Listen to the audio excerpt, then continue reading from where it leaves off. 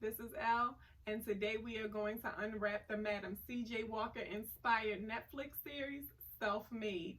Self-Made is starring Octavia Spencer. Yes, the Octavia Spencer from The Help, from Hidden Figures, Miss I Kill It in every film I'm in, Octavia Spencer.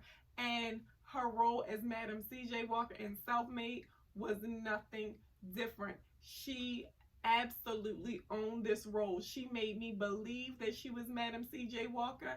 She made me believe that she was the first self-made millionaire. So much so that I had to put on a little dress, a little J.C. Penney number, because I wanted to feel like a woman. I watched this film in a t-shirt and sweats, and I said, no, absolutely not. You need to watch this film in a dress like a woman, because she was working hard in her dress and her pumps like a woman. And yes, I loved this film. We're going to break down this film. We're going to get to the nitty gritty of the film, but I want to be very clear before we critique. I loved it. I absolutely loved it. So let's get right into it. We start in chapter 1 of 4. It is a 4-part series, about 40 to 60 minutes apiece. 4 parts broken down from the beginning till the end of Madam C.J. Walker's career. We meet her as Sarah Breedlove. Sarah Breedlove is a struggling Black woman who is washing clothes for a living in an abusive relationship, and her hair is falling out. She meets the beautiful Addie Monroe. She is giving Black Marilyn Monroe vibe. She is a beautiful woman, and she is an entrepreneur selling hair growth treatment cream. So Addie Monroe is taking her business door to door, selling to the Black women in the community a hair growth treatment.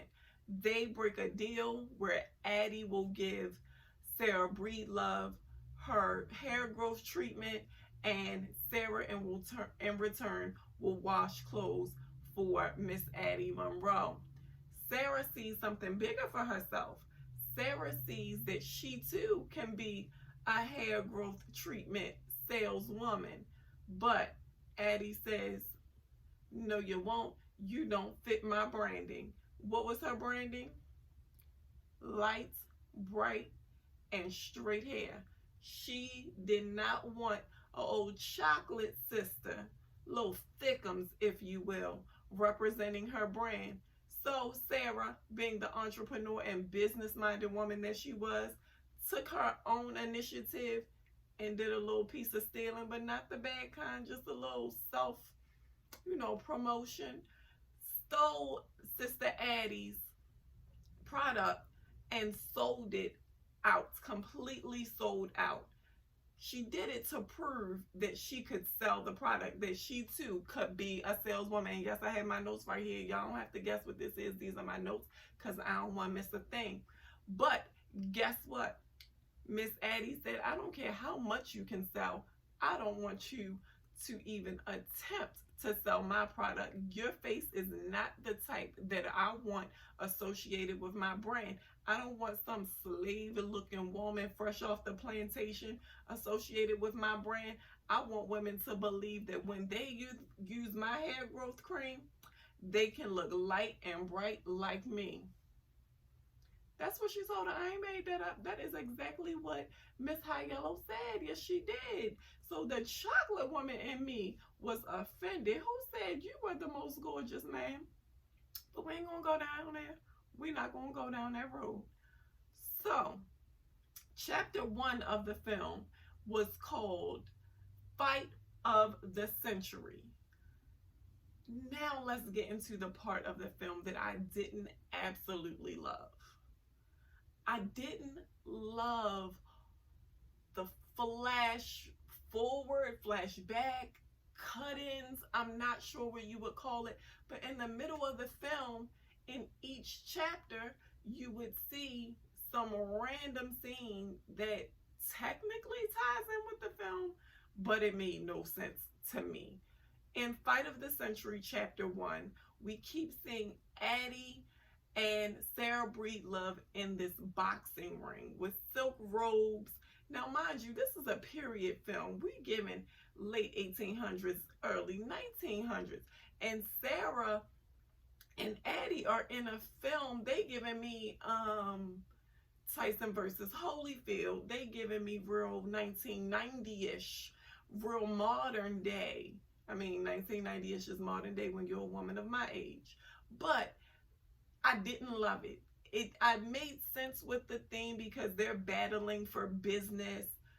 It didn't make sense with the movie. I didn't love the cut-ins. I didn't. I wanted to stay in that 20s moment. I wanted to feel all feminine like a woman and see just the film through. I didn't love the cut-ins. Not sure why the filmmakers did that, but you know, to each his own. Some people loved it. There were various cut-ins of this boxing match between Addie and Sarah in Chapter 1. Also in Chapter 1, we meet Sarah's second husband, Mr. C.J. Walker, played by Blair Underwood. Now, Blair Underwood don't do nothing for me. I know he do something for a lot of women out there. Me, he don't do enough. You know, I don't know. He's just not my cup of tea, if you will. Especially since that Tyler Perry movie, Medea's Family Reunion. Once you play a role where you don't treat a woman right, I just can't see you in the same light. And Blair Underwood didn't do it for me. But I did believe him as Mr. C.J. Walker. His acting was impeccable per the usual.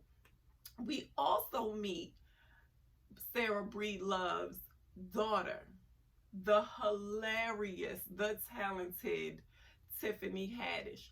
I believed Tiffany for this film. I did. I believed her in this role. And she is hilarious even when she's not trying to be.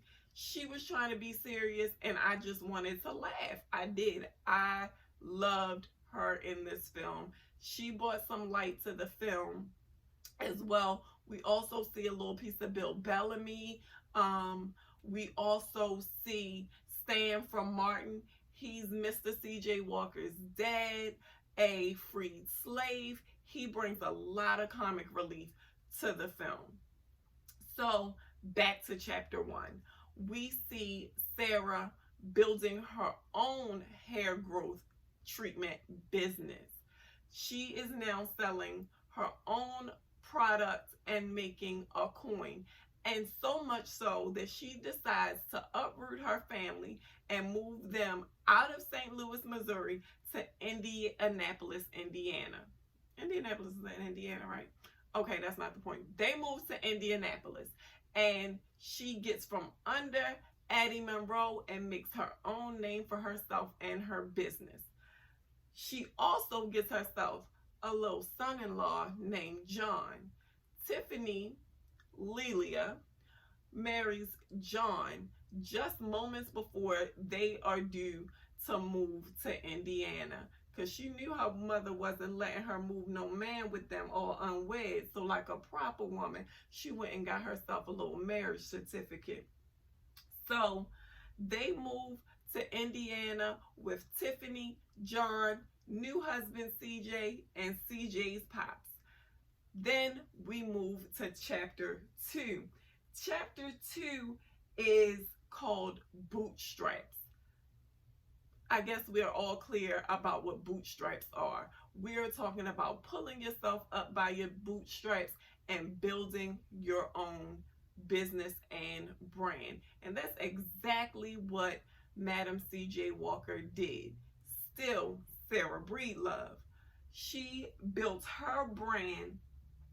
She built a hair salon. She's building product. She's giving us not just one product, but product line. She has made a name for herself in Indianapolis, and she is giving the ladies empowerment. She's giving them financial wellness and stability, and she is just becoming not just a saleswoman, but an entrepreneur with other saleswomen that are selling her product. So she has decided that she is going to need some investors in her business. And we see that her trying to get investors in her business is where her marriage gets on the rocks, because Miss Sarah wants to make it very clear, this is not our business, this is my business. This is not the family business, this is my business. And Mr. CJ Walker feels a way about it. I mean, what man wouldn't? You moved here with your wife, she's making the coin, and you are just following in her footsteps? The wind beneath her wings? Not quite sure, but he wasn't feeling like a man. So what happens as she's building her brand? He's building some other things. We'll get to that later. Also in Bootstraps, we see a new version of these little cut-ins. It's women dressed in their 1900-esque apparel, beautiful dresses, this purple spotlight, and it just keeps cutting into all of the scenes.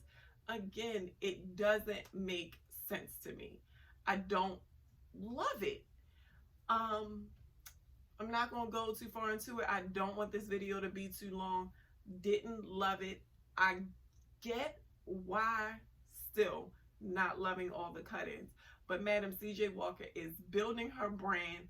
Mind you, as she's building her brand, her family is not perfect at all. Like none of us, like all of us, her family's not perfect.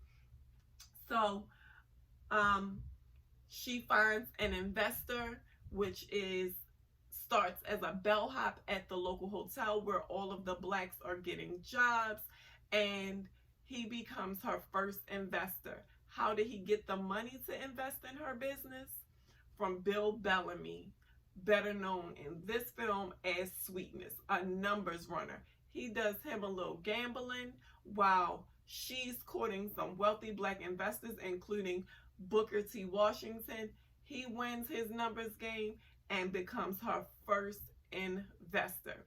Now, she decides that she's going to invite Booker T. Washington, wealthy black investor, and she knows that if she gets his endorsement for her hair care products, that the rest of the wealthy blacks in Indiana will come flocking. But we have a problem. Booker T. Washington ain't bit worried about Sarah Breedlove. He ain't thinking about her. He don't believe that women should be in business. He believes it's a man's world. Yes, he does. He believes that it's a man's world. So we go on to see how she gets her husband, who is the head of advertising, and she makes it clear he's just the head of advertising, to court Booker T. Washington. Court or pin him in the bathroom and say, come to dinner at my house because my wife wants to talk to you. They throw a party in anticipation of Booker T. Washington showing up, and guess what? The only one that showed up was Lilia's girlfriend. Yes, Lilia has a husband, but she has eyes for one of the salon workers named Esther. Now, Esther is an entrepreneur in her own right, because she is a little photographer, and she works in the salon, and she makes product. So we like Esther, and so does Leela. So she gives her a little song talking about kisses in the night. Yes, in front of everybody. And when her eyes should have been on her husband, John, they were on Esther. And everybody knew it. Except Sarah Breedlove. So we go on to chapter 3. Chapter 3 is The Walker Girl. We have this running theme of bikes throughout chapter 3. I got it. I liked it. At the very beginning of the chapter, you find Sarah in her factory, and while she's in her factory, her daughter and Esther are fool line over here in the corner playing on a bike.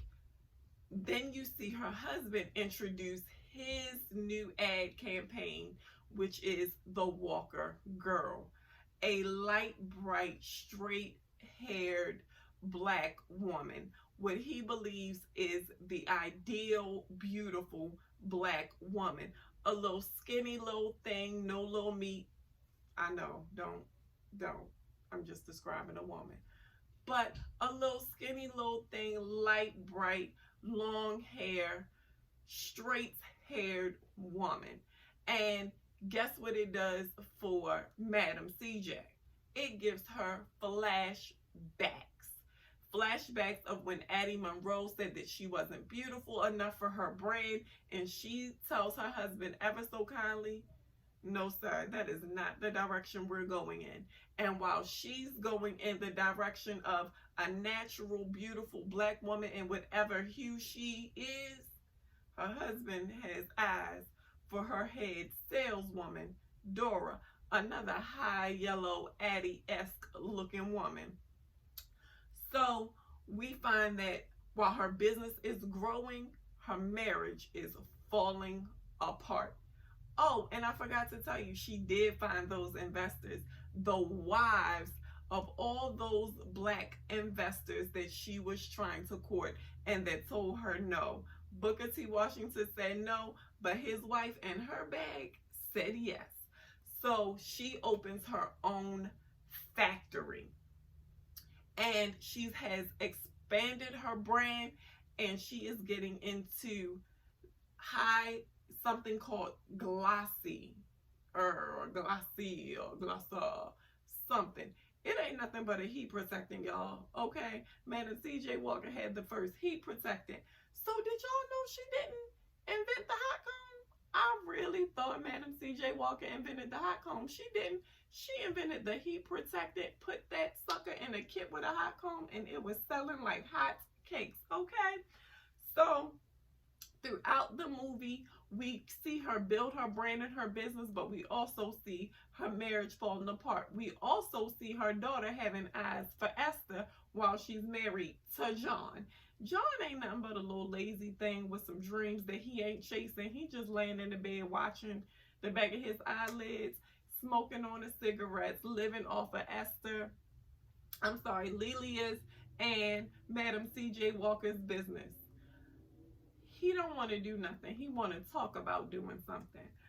So we go to chapter 4, a credit to the race. Chapter 4 is where Madam CJ Walker really, really comes into her own, where she is an official millionaire, where she is an employer employing thousands, literally 10,000 women strong are her sales team. 10,000 beautiful black women.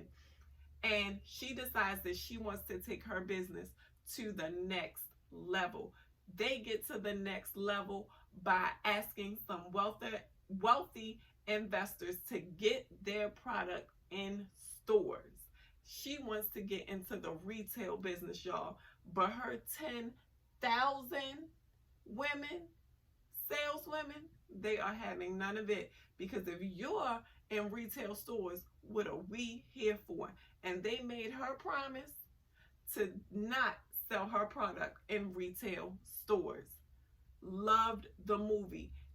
The theme in chapter 4, the running cut-ins that continue to pop up in chapter 4, were some flashbacks to her childhood. But it wasn't giving me much. Now, I love a good cut-in flashback.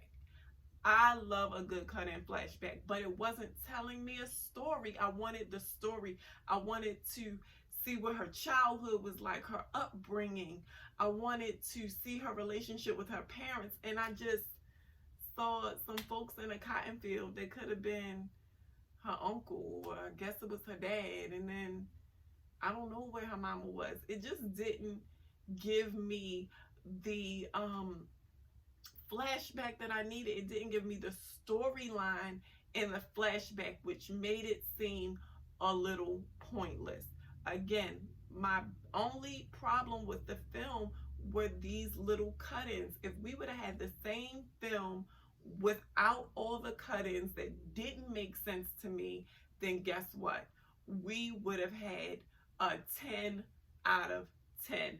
The acting was yes, the cast was amen, but those cut-ins fell flat for me personally. I didn't love them. We had Tiffany Haddish and we had Pops for a little comic relief. We had Madam C.J. Walker, played by Octavia Spencer, giving me believable realness. We had Blair Underwood doing his thing, but those cut-ins weren't great. The other thing that I didn't love was the soundtrack. The movie was giving me 1900 woman, giving me feminine and strong, giving me just real back in the day, heyday of black excellence. And then we have the soundtrack that was giving me like Motown Philly back again. That wasn't one of the songs, but that's the feeling it gave me. We in a whole different century at this point. I didn't love it. I didn't love it. It didn't make sense. The soundtrack by itself, I will play in the car on the way to work. I'm going to go to work, Motown Philly back again. But we talking about Madam C.J. Walker in the late early 1900s, Harlem Renaissance era. Why didn't we get some jazz? Why didn't we get some old show tune music? I needed something different, and that soundtrack was like those cut-ins, and they just didn't fit to me. I could have done without them. I didn't want to hear rap, and I'm a rap fan. I didn't want to hear R&B, and I'm an R&B fan. I needed the music to fit the scene. But overall, the movie was amazing. I didn't want to give away too much because I really want you to watch it. Comment below. Don't forget to like and subscribe to this page so you can hear more unwrappings of beauty products and Netflix series. And while we're on this quarantine, I'm going to be giving you a lot of content. Before I go, I want to know who did Octavia Spencer's eyebrows? Who did the brows, niece? When I tell you they were snatched, I absolutely loved them. I absolutely loved the couture. The couture was amazing. Loved the couture. Loved the accent, the acting. It was an amazing production. Minus those cut-ins, minus the soundtrack. So go watch the film if you haven't seen it. If you have, give me your thoughts below. Let me know how you felt about it. And guess what? Maybe we'll go live later and watch it together. Let me know how you feel. Don't forget to like, subscribe, and hit the notification bell so you can know every single